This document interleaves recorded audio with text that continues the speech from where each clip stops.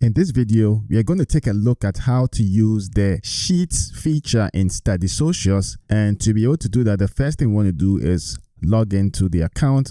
So you click on sign in and it will bring you to the dashboard where once again you can see at a quick glance where you are in your learning process or your studying process. Now we are back to our model student Goldwin Harper, who is a first year pharmacy student, and we can see how much progress Goldwin has been making by using StudySocius as his primary tool to organize his work and improve his productivity and ultimately his performance in the program. So let's go ahead and talk about the Sheets feature. But before then, let's quickly check off some of these to-dos. That way we feel accomplished. I'm just going to refresh the dashboard. So now we've completed 5 out of 7. We have a couple more pending and one is showing in our dashboard.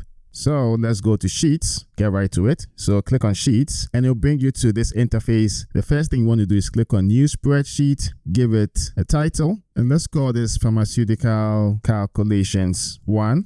Exams analysis. Click on save and it will bring us to this really nice interface. So this is a spreadsheet. It looks exactly like Excel or Google Sheets, and you can use this as a way to document or do some data analysis on information that you have, and you want to keep all of them in your productivity tool, which is StudySocius.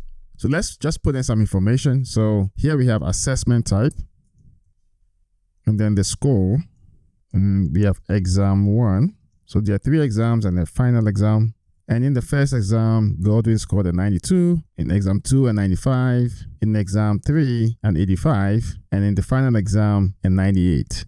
So we want to find out what his average score on the exams were in the course. So you can also use your formulas here. So equals average. And the first item is in cell B3 to B6. So on average, it's called a 92.5.